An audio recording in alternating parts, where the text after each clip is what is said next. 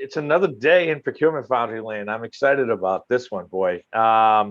We are just getting started. Got a bunch of people coming into the room, the attendees who have pre-registered for our live studio audience, as I call it, inside of the Zoom room. And then also we are attempting to broadcast live as usual on LinkedIn Live and on our YouTube and on our Twitter accounts and feeds and things like that. So I'll go over a little bit of housekeeping with you all, introduce Jeff, and then we will start this amazing topic that Jeff and I have been chewing on for a couple of days now. And it's really, really thought-provoking. It's an entirely new way, for me anyway, to start thinking about the knowledge that we have associated with our supply chains and things like that. So let me just do a little bit of quick housekeeping. Tina is in the control room as always. Tina, are we live on LinkedIn yet? You are. You're up and running. This is great. It's like talking to mission control on these things now. Tina's somewhere in the background and she's checking on us. Hello to everybody in LinkedIn Live world. Great to be here with you as well. I'm just going to pull up LinkedIn Live really quickly so that I can keep an eye on that as well. But how this works is we get a bunch of attendees in here inside of the Zoom room. If you have questions associated with what we're discussing, please feel free to put them up in the chat. I'll probably ask a couple of questions and ask you for feedback on that as well inside of the chat.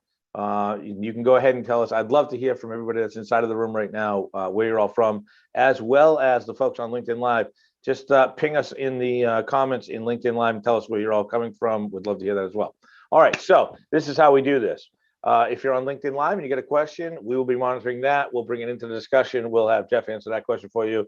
And as one of the attendees in the room, please just put your questions up into the chat. I tend to keep an eye on the chat. If you want to get really formal and put it in the Q&A at the bottom, you can. No need to raise your hand. And Jeff and I have previously agreed that we will engage your questions at any point in time in the conversation so that we're not waiting till the end.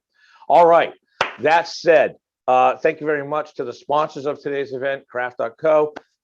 They're also a larger sponsor of Procurement Foundry. Really, really appreciate it. Amazing group over there to bring us today's topic around supply chain information and why you should treat your supply chain information as intellectual property. And that is a completely new concept to me, I have to admit. And Jeff kind of opened my eyes to this whole thing. So without further ado, let me introduce you to Jeff Hubert, right, Jeff? I'm sorry. It's Hubert. Yep. It's Hubert, yep. Jeff, tell us a little bit about yourself. Tell us about your role. Tell us a little bit about your background. We'd love to hear about you and what you do. Sure. So I mean, my LinkedIn profile is up to date, so folks can't catch it there. But though I don't necessarily advertise what I'm doing right now. But my career, I spent 27 years in uniform services, right? So started off in the Marine Corps. Yes, thank you. It was an honor and a pleasure.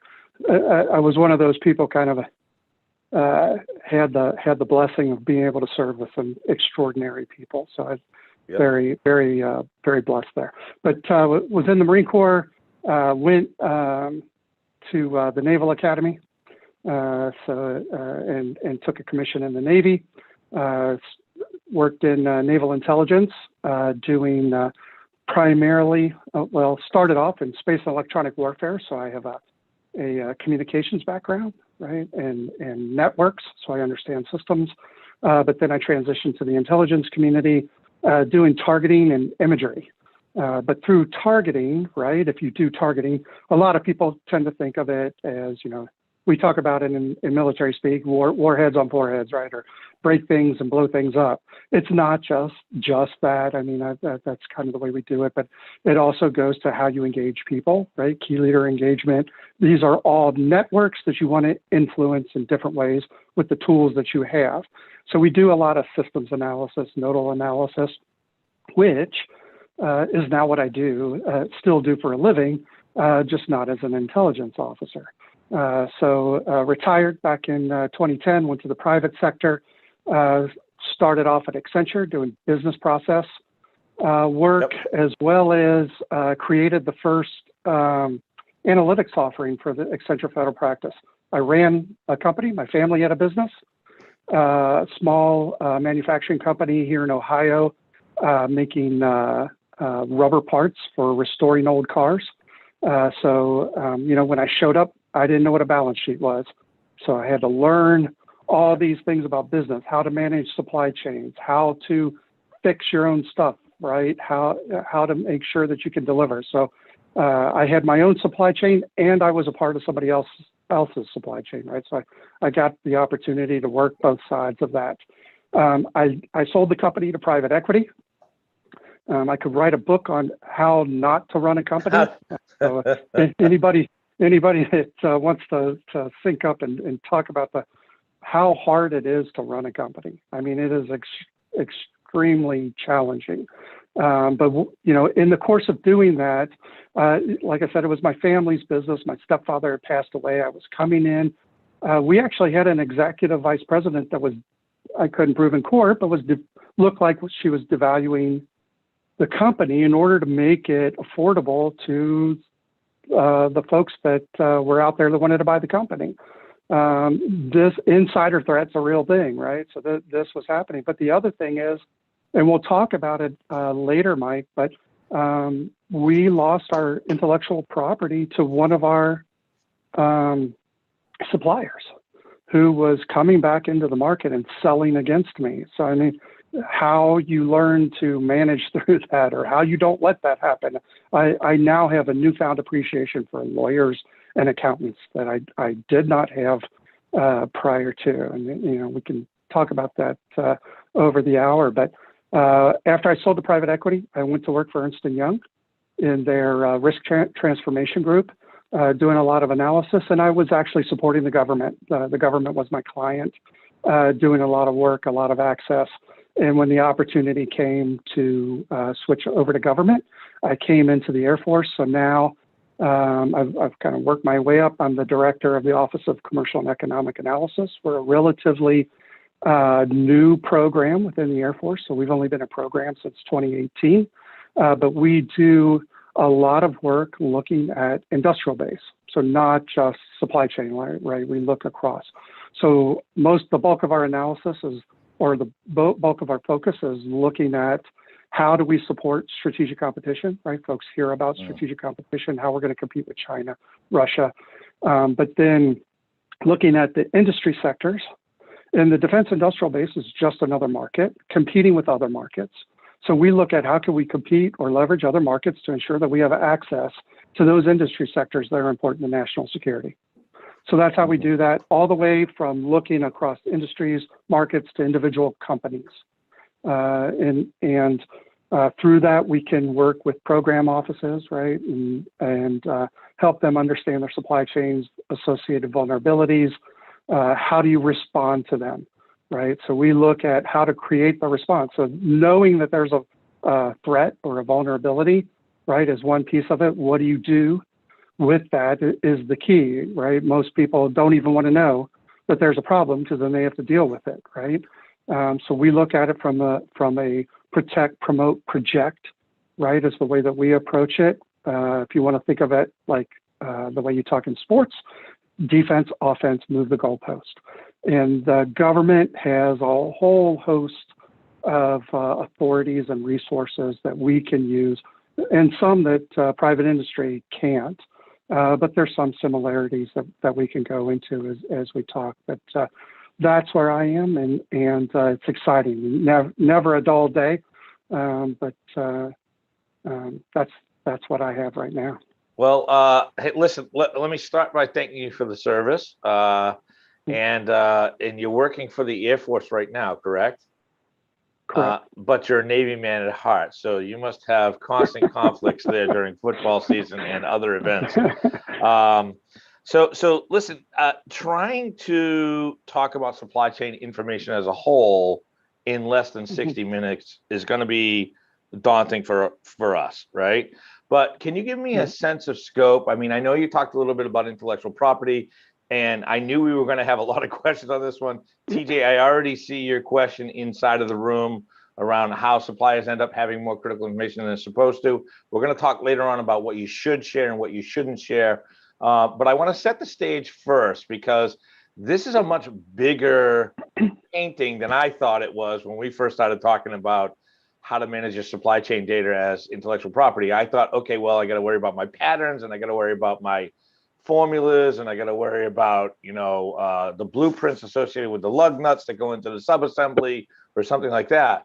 But at the same time, you've got a lot broader scope of what you consider to be supply chain knowledge or supply chain data that should be used as your intellectual property, regardless of what industry you're in, right? So can you talk to me a little bit about that? Can you scope that out for everybody who's listening right now? What do you consider to be the ecosystem of supply chain data that should be making up intellectual property? Yeah, well, I mean, a lot of it goes by what what your market is, right, or which industry sector. So that does affect obviously what you're going to do. So because you want to look at it, align it to revenue cycles, right, and how you want to adjust your access, right. But the key here is how much can you identify and where are the associated risks that you're concerned with, and how can you look out, sometimes even forecast, right? But the way that we tend to look at it, like I said, we do nodal analysis, right? So we look at it and start to break it down, and your tiering is all relative, right? We talk about multi-tier, sub-tier suppliers, right? So in government, we mainly focus we've been mandated to be able to look down to tier 4. So where a tier 1 really is your prime, your core primes, right? You're talking about your Boeings, your Lockheeds, Northrop Grumman, so on and so forth. And then a tier 2 being a subcomponent or sub-assembly folks, and then tier 3 starting to get down to even smaller components. But the way we do this is as you start to map it out, then how do you identify the risk? Now, the acquisition process for the government a lot of times longer than what you have in the private sector, right? Where we don't necessarily always operate at the same speed.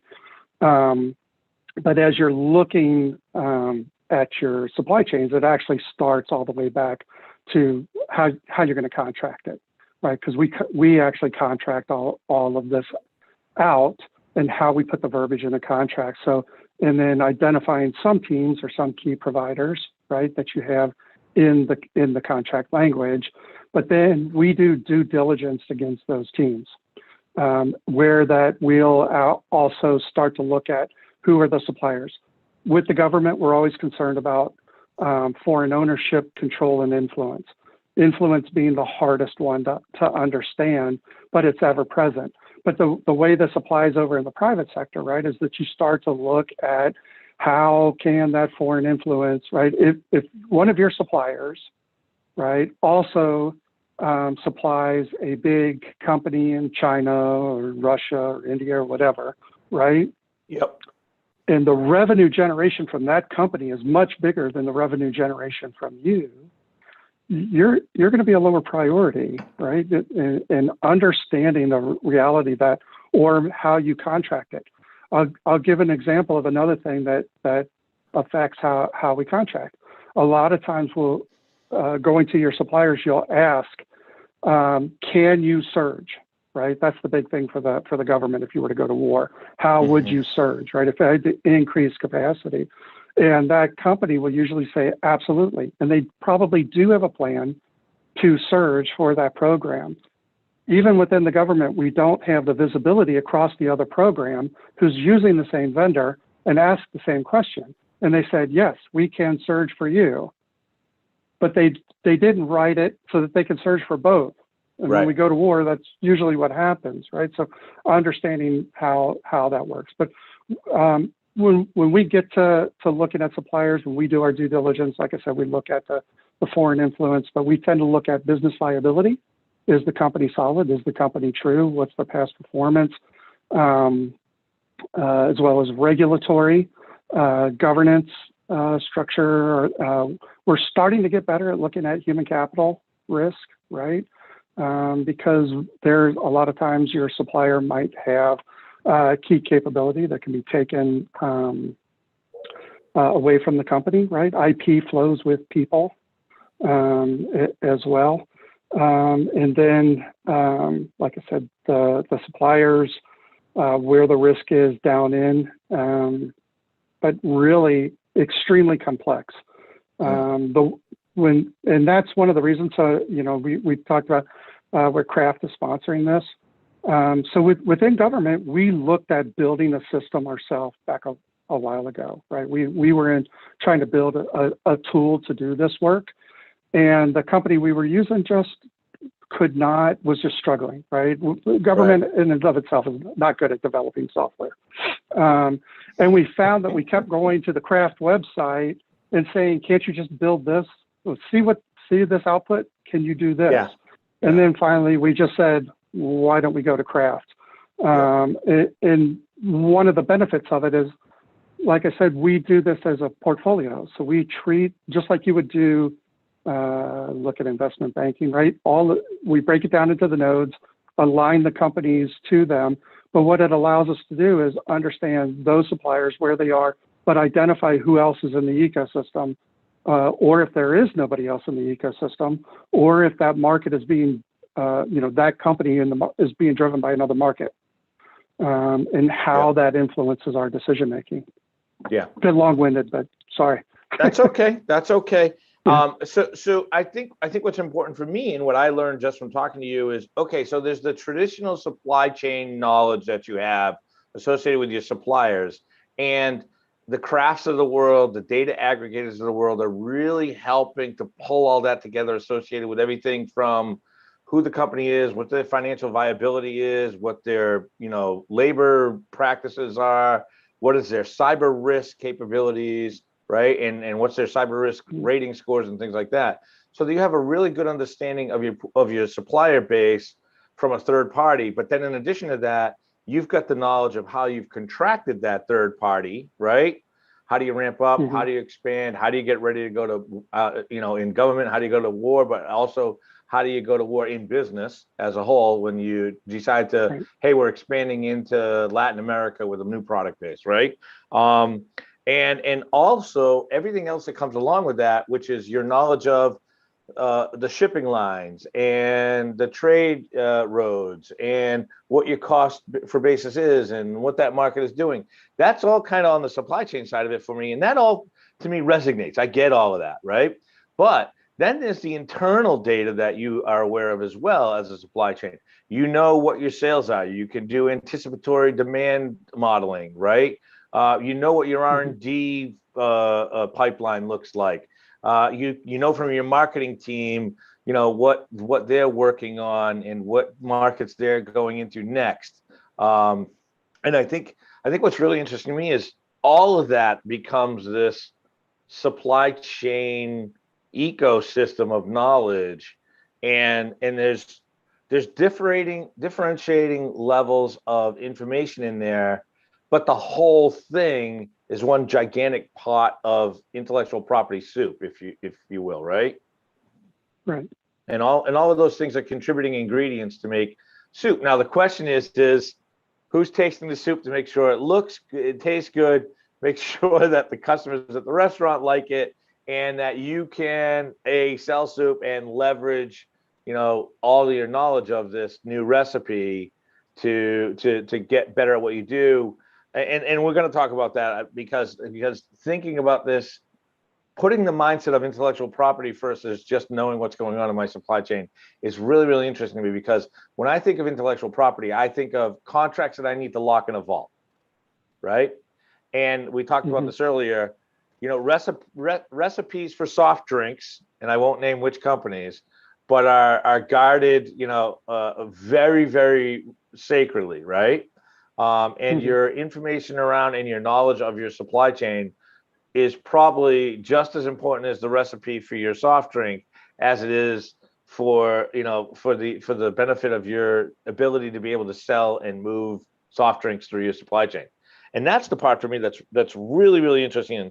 So would you feel, do you think I did a good job of kind of laying that out? I want to get your feel on what you see as intellectual property in the entire supply chain ecosystem as well. Right.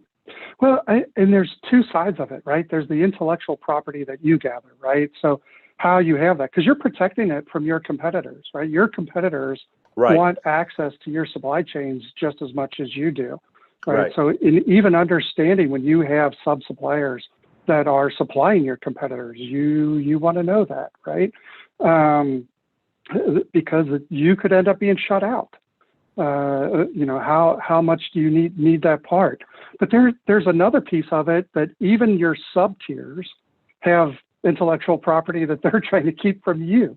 I wouldn't quite say it's a cat and mouse game, right? But where you end up going with this, Mike, is how do you build trusted relationships with your suppliers? If your supplier is nothing but a contract, well, that's what that supplier is going to be, nothing but a contract, right? And you'll just have to deal with it through lawyers, which has its place. I totally understand that and how you put the right contract language in there. But an example that we run into across government is that you might have a supplier that really just functions as a pass-through, right? That supplier went and found the material that you needed, went and found that somebody else who could make it the way that it had to be. It came to them, and then they handed it off. And it generates revenue, and they did all the work up front, right? They went and found it. They did all the work for you. But what happens is if the prime, right, if the company up above were to figure out that they could go directly to that company that you have or that you identified and source directly, from their standpoint, it saves money and it cuts their supply chain down, right? It makes it quicker to the material. So, but that wouldn't necessarily be fair, right? It's kind of acting in bad faith, and that's where it's important that you have relationships, or that you write the contracts in ways, right, that makes it so that they want to tell you if there's an issue, right, or that they want to be able to tell you who they're using or how they're using it over, and you won't bypass them, right? That they won't give up that intellectual property to you that costs them money. So that's an example of how that gets affected. But as far as like intellectual property for yourself, right, for your own company, it matters, right? We were in rubber manufacturing, and the amount of R&D that it took to build, find the adhesives, find cutting blades, right, to cut through stuff, to reassemble and sell, was a lot of time and effort, and to lose that, right?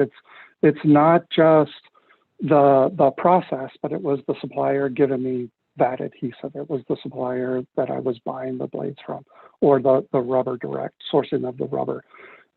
So it's very close to home that you can't let your competitors have access to that.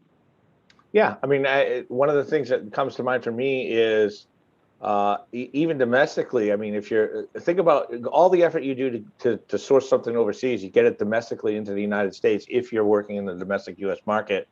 And all of a sudden now you've got your vendors that you use for over-the-road transportation and warehousing.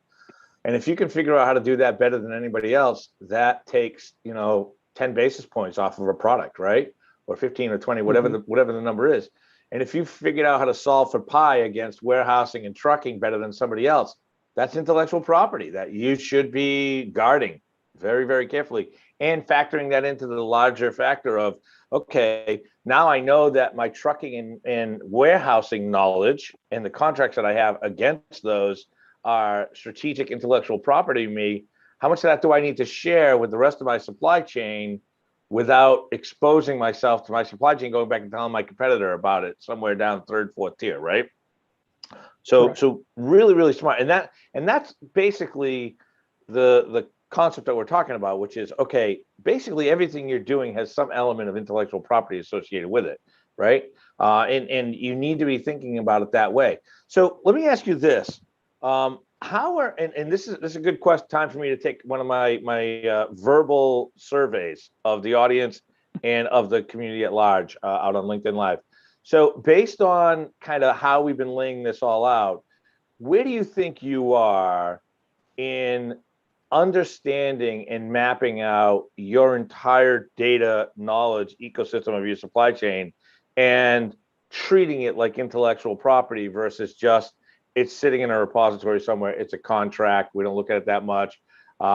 You've got a really good handle on your suppliers and their risk and their upstream and downstream risk, their cyber risk, their employment risks, things like that.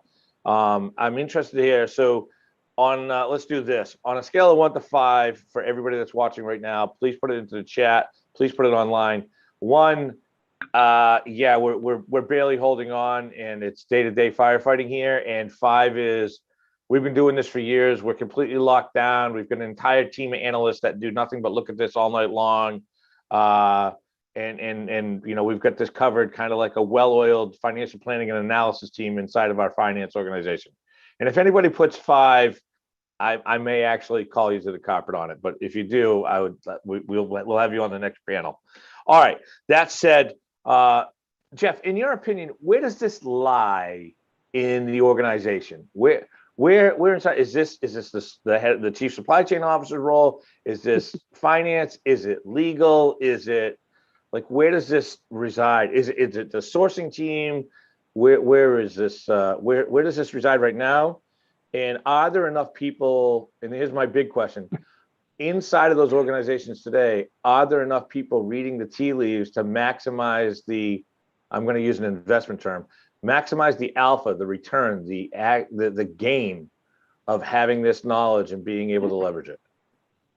Yeah. Well, I think the first part of your question is probably a little bit of all of the above, right? That you know, when you do supply chain analysis, it's just like for us, it's whole of government, right? It takes a village to get at this problem. I will say, you know, in the private sector, a lot of times, while you have your sourcing people taking a look at that, that the sourcing folks don't necessarily look at it from a risk management standpoint, right? Until it's actually a risk.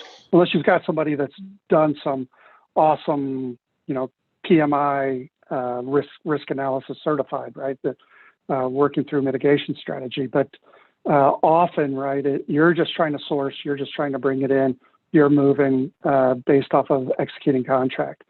A lot of the risk analysis tends to sit up with legal folks. I know at one time it was kind of becoming in vogue to create a chief risk officer. Some companies have, if you've got the, you know, if you've got the size, right? If you can do it. But with a lot of companies that I worked with, you tend to find it sitting over in general counsel and legal, which, because of the contracting element, sometimes is good, but really probably not the right place to have it. But to sit with the chief of operations, right, is really, I think, is gonna own the bulk of that, and to have a handle on it. But the key there is, how do you create the process? How do you create the culture that works across your organization to feed information back in? And the other thing is how do you create the incentives, right? Too often we tend to go with sticks instead of carrots. How do you incentivize folks to better understand their supply chain, understand the risk, and act on the risk? I will tell you, in government, it's not, right? Our program offices, and it's not a slight on them, but in our culture, right, we look at cost, schedule, performance. And we're just now starting to bring in policy that says cost, schedule, performance, and security. And security is part of that, understanding your supply chains. How do you get out in front of risk, right, so that it's not reactionary, but rather proactive. Really, you know, that's kind of, I will say, one of the things as a company, right, it's hard to not look at this as overhead. Too often, right? It's like your IT section, right? I've worked with some bigs that I was just astonished how much money they put to their IT security as an element of or as a ratio of revenue. Tends to be small, right? That it's looked at as something that takes away from revenue instead of actually generating revenue. And supply chains is one of those things that if you speed to market generates revenue, Right. right? And the folks don't always look at it that way. Too often we just look at when you can't, it's lost revenue.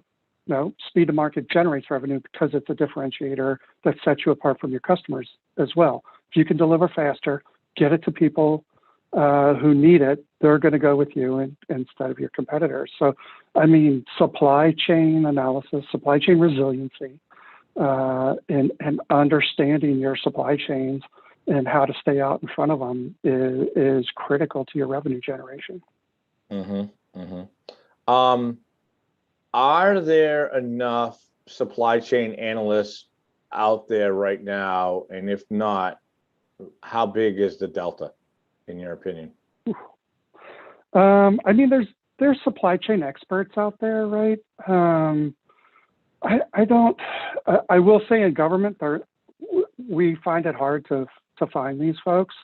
And you know, the key here is that there is no easy button for it, Yeah. right? Is part of the issue.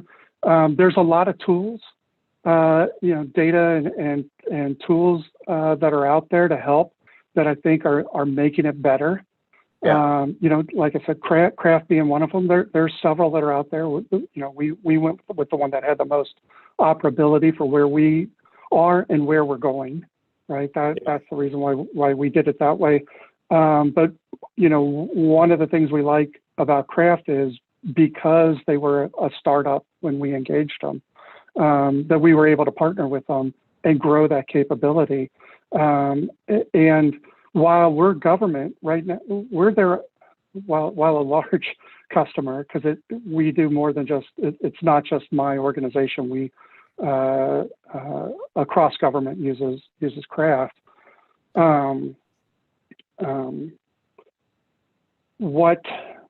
Sorry that I lost my train of thought. But with the when we went with them, it was because we knew that they had a lot of commercial clients, right? Right. So we didn't want to get somebody who just knew government. We wanted somebody that had commercial clients, so that way, the way the commercial sector was looking at risk and supply chain analysis, right? How they look at companies, that we would benefit from it. Likewise, the way we look at it, anything that Craft designs based off of our requirements is handed off to their commercial clients as well.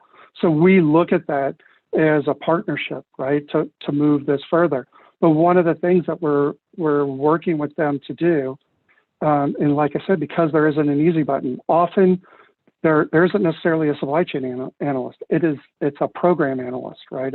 It's the program manager for one of our programs running that, and they don't necessarily have the time, or they don't understand what an Altman Z-score means, right? They don't understand what that means from a risk standpoint.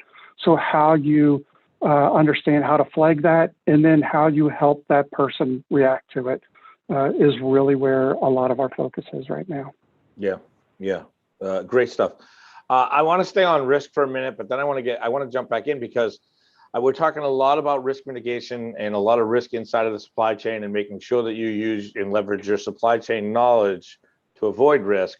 But I also think that there's great opportunities to leverage your supply chain knowledge with your peers overseas to create revenue and to improve and be that strategic. Supply chain people tend to be the people in the back room grinding the axe to the stone, right? We're not really thought of very often as revenue generating thought leaders, right? But I think that there's a lot for that, and I'm going to come back to it in a minute. But I want to stay on risk for a second. We got a question in the chat from Mandy. As a buyer, is there any way you can mitigate some of the supplier human capital risk, either through contract or otherwise?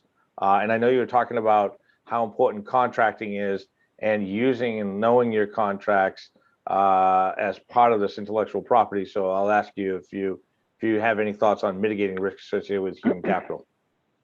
Yeah, from a contracting standpoint, the human capital piece is hard, right?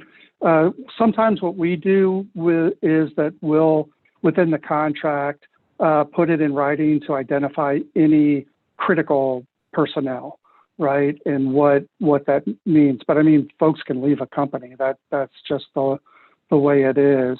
So really, it's hard to put that in the contract, I think. But we do have a way to understand where the human capital flows, where they come from and where they're going, right? Based off of the capability of the people. So we start to understand, right? If you're at Dell, right? And that a lot of the systems engineers we see are migrating over to a foreign company. What does that mean? The IP probably went with it, and unless you're buying some very off the shelf, but if you're buying cutting edge, leading edge technology, right, that there's the IP is moving. But we also do a lot looking at the patent analysis for that as well, and how the patents, if you look at patent data, right, patents aren't always just associated to the company. A lot of times they're associated to the employee. So you have to watch what that means. If there's a patent that's critical to the work that you're doing, where is it going? Because it doesn't always stay with the company; it goes with the person. Yeah, one of the other things I think is important to, and I think we touched on it in the pre-chat, was around specifically on this topic around human capital risk management. Is if you're working with a supplier, be it domestic, international, foreign soil somewhere.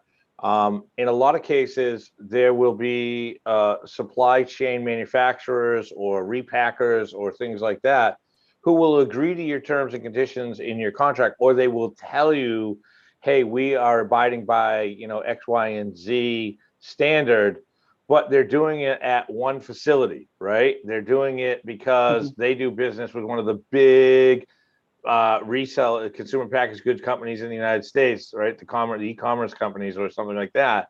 And they have a mandate for that. So they'll set up a separate facility just to facilitate that, but they'll tell you inside of your agreement that you are covered at that level.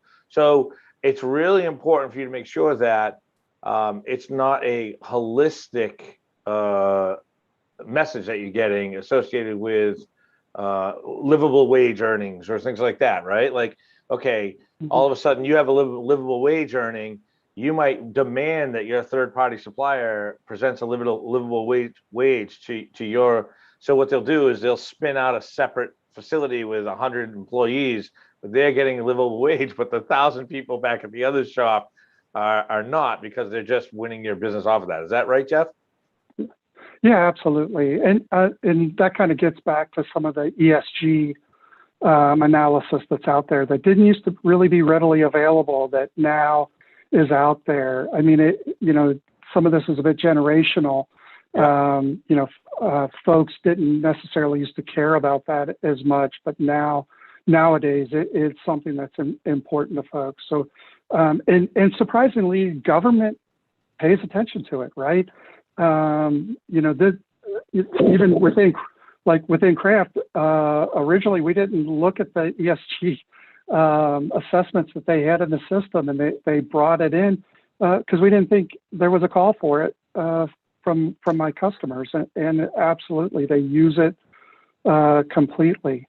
There was something else that you touched on with the risk piece of it that escaped me, but if I think about it, I'll come back. There was something else with the risk that I thought was interesting. No problem. Sorry. No problem at all. Mm-hmm. So I want to jump to.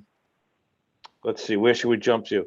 Let's talk about the fact that our knowledge as companies, their cultures, their products, their suppliers, all of that is part of this intellectual property piece. And this isn't to be locked up but in a vault, but to be leveraged for knowledge for gain. So are there examples of, or are there folks that, or are ways in which folks should probably be looking at this? And again, this becomes more of that sharing versus locked up into your supply chain. And when do you bring in partners? When do you bring in key supply chain folks to become part of like the inner circle?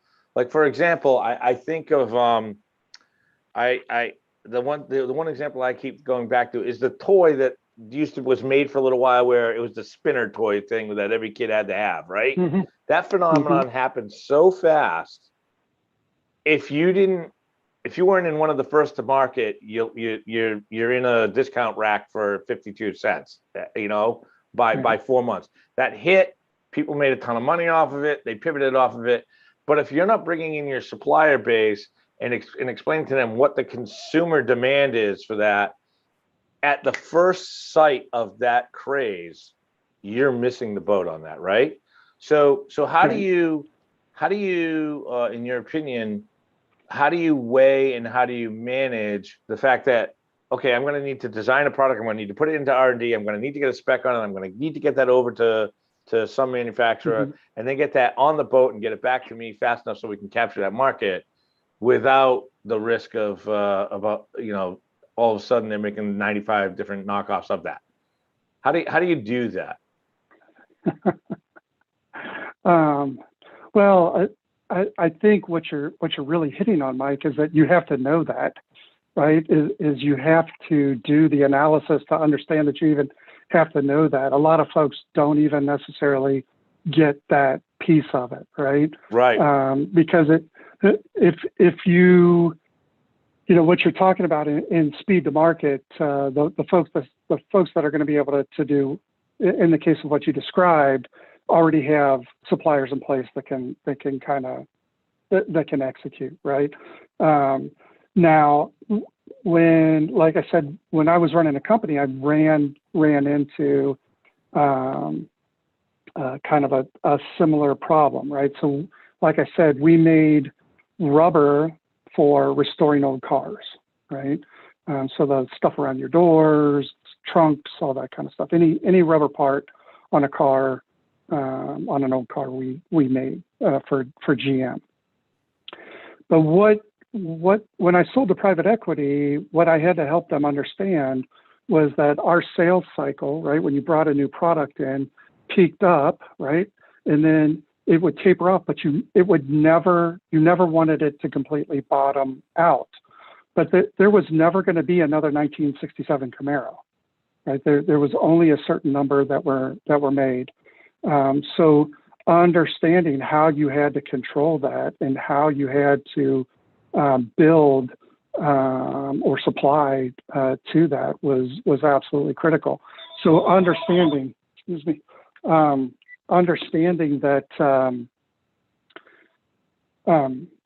that if you're going to go to market, that it's a one-time buy, right? To avoid how many you're going to get to 52 cents, right? Yeah. Because some of them are going to be there. Now, but what you're describing though, Mike, is exactly what the government runs into and why we do. So on the commercial and economic analysis side of this, because the government tends to buy a one-off, right? Right. If you're buying a hypersonics missile, nobody else is buying a hypersonic missile, right? Right. But what we're trying to do is figure out. I hope not. We hope. Right. Yeah, we hope. But what you're trying to figure out is when the carbon fiber that you're using to build the missile, right? If you're using some high-end piece that nobody else in the commercial sector is using, you have to know that you're the only one using it. You have to be prepared. The cost is only going to go up because the commercial sector is going to continue to move towards a different type of carbon fiber and or resin, right? But if you can adjust your requirements, so what this comes back to is really are your requirements realistic for what you have, for what you need?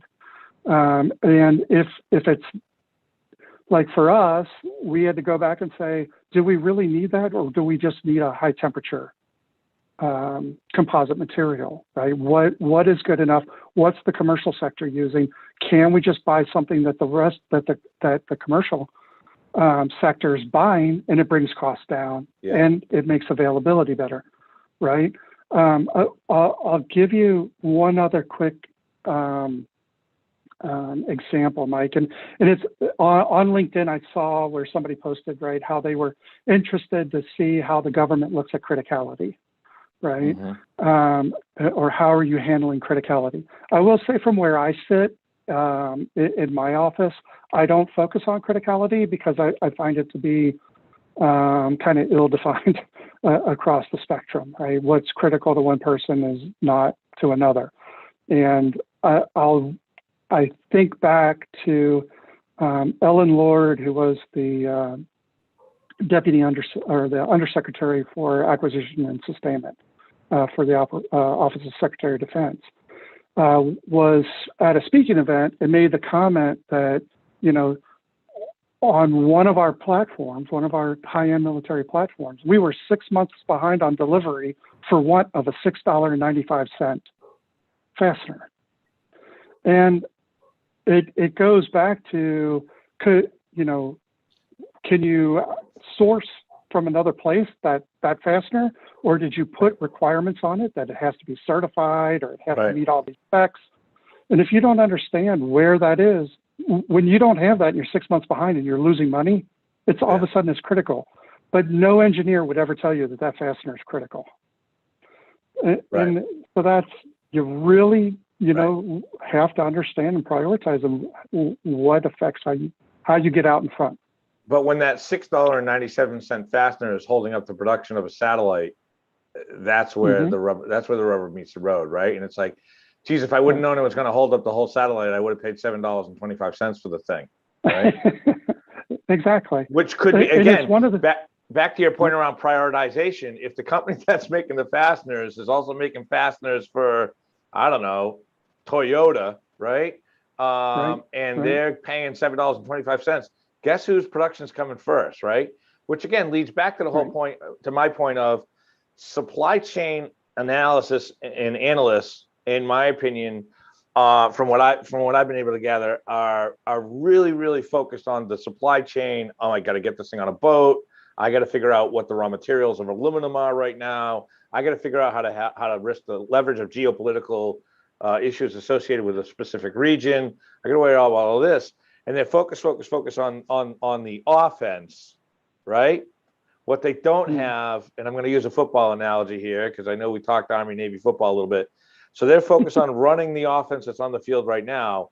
What they don't see is they don't see the guy up in the top of the stadium who's looking at the defense and has other views that you don't see, and it's going, wait a minute, they just swapped in their best people, or all of a sudden there's a new emerging market. We're going to need this. And so it's like, okay, you got to pay attention to everything that's in that environment, not just what traditional supply chain analytics is all about, in order to take this from, yes, supply chain analytics has been traditionally a risk mitigation strategy and is, and we're being asked to do more with less every day. And that's where dropping in technologies like Craft and other organizations help with that, because you're trying to get 10 pounds of work into a 5-pound bag, and you have to use technology innovation and companies like Craft to be able to get in there, right? And to be able to not just swamp your team with fact-finding overload, because now you get data aggregation in some of these points.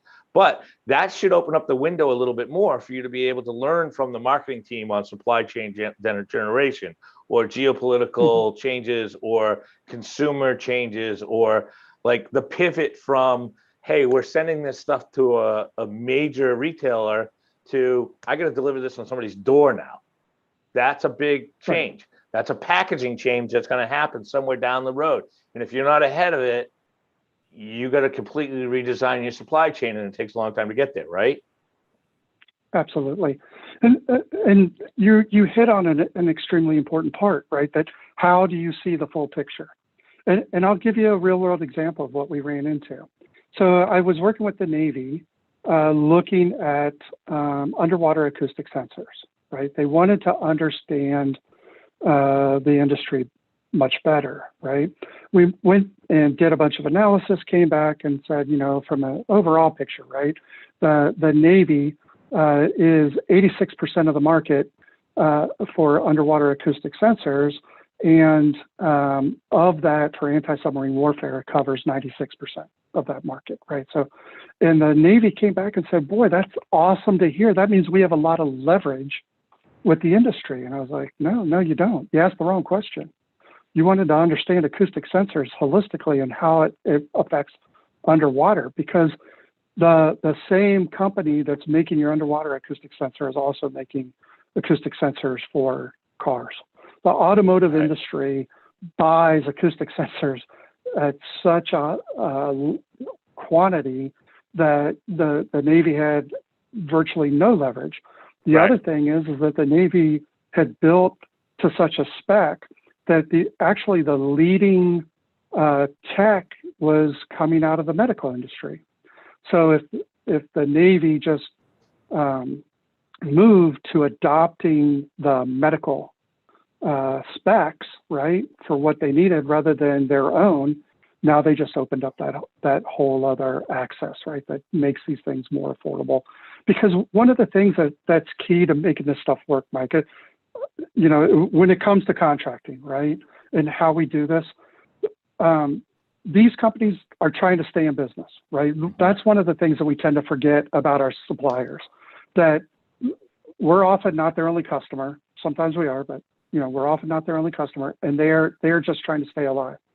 So if you're not buying, in bulk, or that would cover over the year, if you're not covering what keeps them going, you're going to lose them. We actually had a company that was supplying a piece for a scramjet, going back to the whole hypersonics, right? Was supplying a piece within there. Well, until of late, when hypersonics has come to the forefront, but only 6-7 years ago, there wasn't a lot of work being done in hypersonics, and the companies that were supplying these parts for this went out of business, and nobody even knew. But when we came back for to try and turn it back on, we found out they had been sold or went under. Or it wasn't a viable business option when only 4 people are buying them.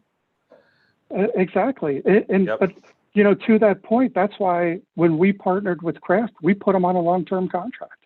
Yeah. We looked at it, that to say we're committed to getting at this problem set with you. Yeah. And I think that's important, right? So we got 5 minutes. We got 8 minutes left. We have a bunch of questions. I don't think we're going to get to all of them, but thank you for everybody that was in the audience today. I could talk about this with you for hours, Jeff. And I think just running through this and doing what we're doing, which is just chopping it up and talking about examples of how people have been able to be successful in this space and not successful in this space, is because of the fact that, and it comes back, in my opinion, to building. If you're inside of an organization, if you're inside of supply chain right now, if you're running in leadership inside of supply chain right now, making sure that you have those relationships across your organization. Just because your door says supply chain on it, or procurement, or sourcing, doesn't mean that you shouldn't go talk to the sales guys and find out what they're doing. Doesn't mean you shouldn't be talking to the marketing and the advertising people, because they are trying to drive your next market, your next audience, your next customer base, right? You should be talking, in my opinion, you should be taking feedback and input from all of that, because those are going to be the things that drive how you're going to contract, how you're going to mitigate risk, how you're going to look at it from supply chain. And the other one I can think of is the folks that are tracking your competitors, right? What are your competitors doing? And go talk to those guys all the time about what their competitors doing. If all of a sudden if your competitors change their packaging, or they change their supply chain routes, and you're not seeing them at the depots, something's going on there. Pay attention to that. That's a telltale sign, right?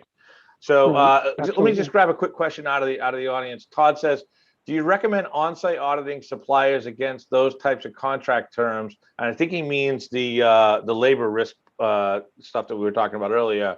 Or are there other methods to be more effective?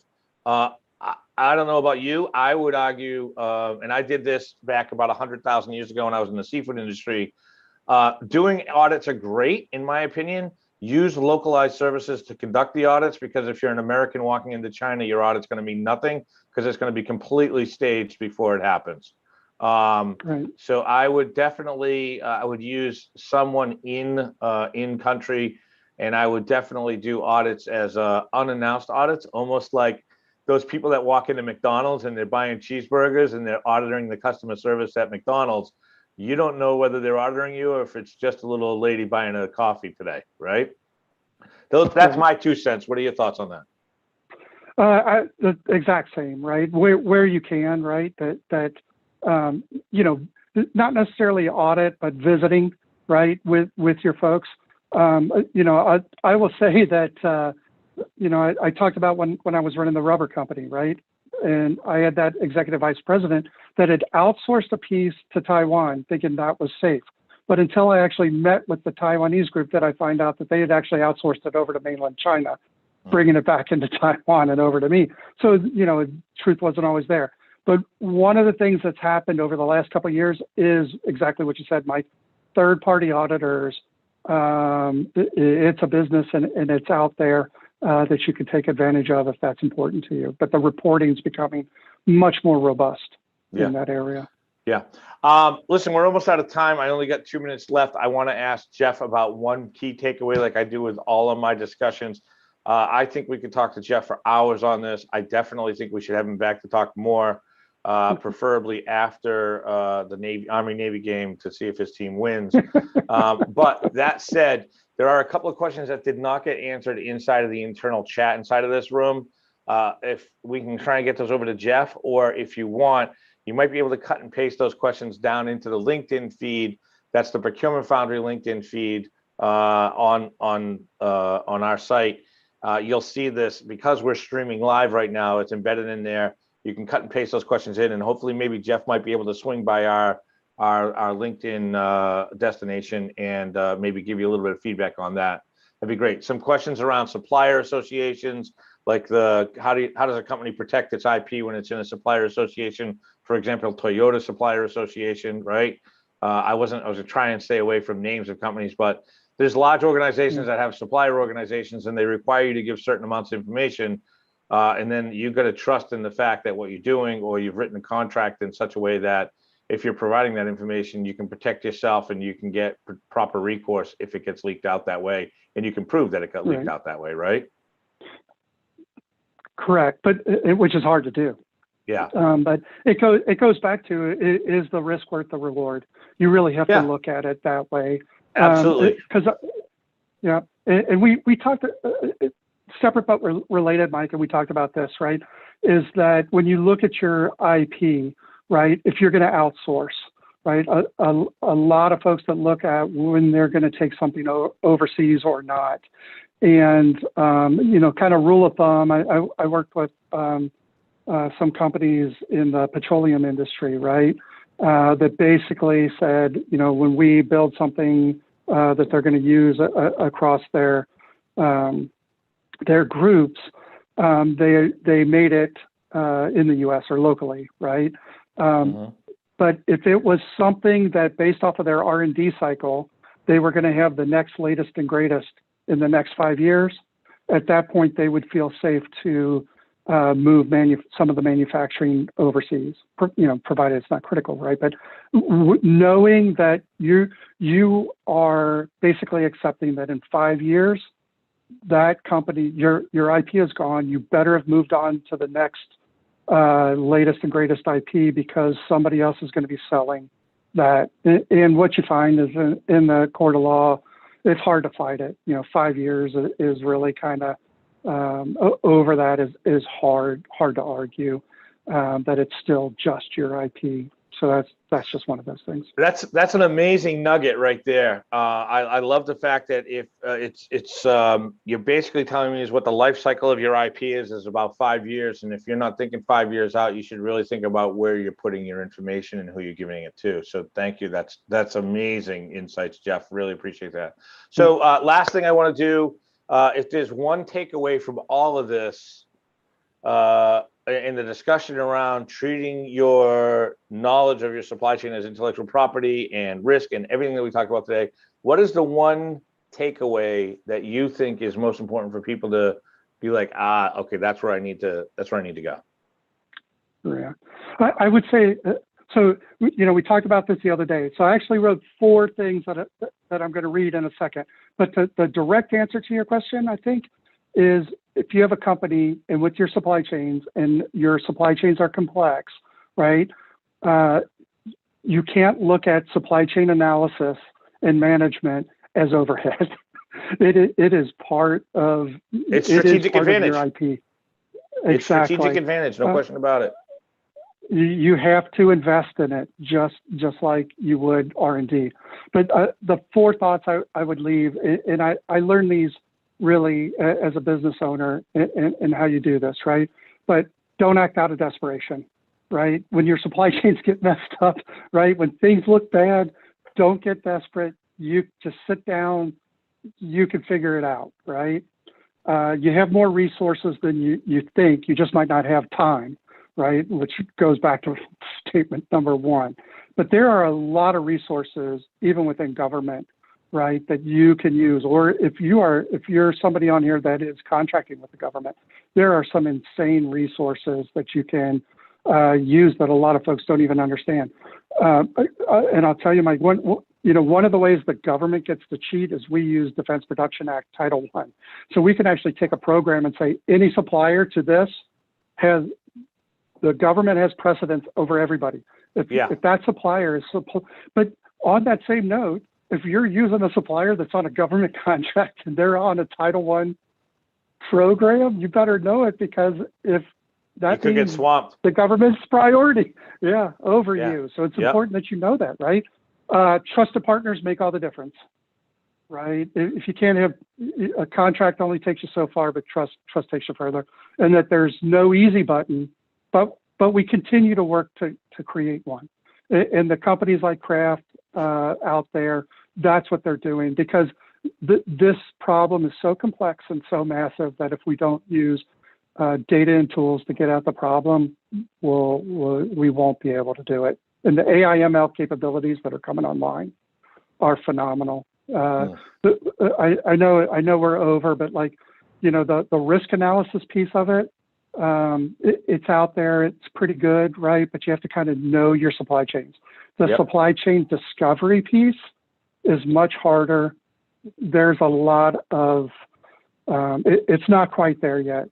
I will tell you, on the government side, it's one of the things that I keep foot stomping in the meetings that I go to, is that if we don't start investing in making the AI ML capabilities better, we'll never be able to do it, because it's too massive. Just mapping out your supply chains and the half-life on a supply chain analysis, it's like minutes, right? Yeah. So wow, that is a lot. I'm definitely going to go back and watch this again. I thank you. Privileged to spend time with you today and talk about this. Thanks to the audience for coming in, both internally inside of our studio audience inside of Zoom, and also to the folks that stuck with us on Zoom. Really amazing. Thank you again to Jeff. Thanks to Kraft for helping us put this on. And I learn every time I do these, every day. Amazing. All right, Jeff, thank you so much. I know we went over. I appreciate all your time today and working through the technical glitches that you had. So that's it for now, everybody. If you have more information, please feel free to jump in and talk to us in Procurement Foundry. And also, if you have more questions, please feel free to track down Jeff and or the Kraft people. Feel free as well. All right. Take care, everybody. Have a great day. Bye, Jeff. Take care. Thanks, everybody.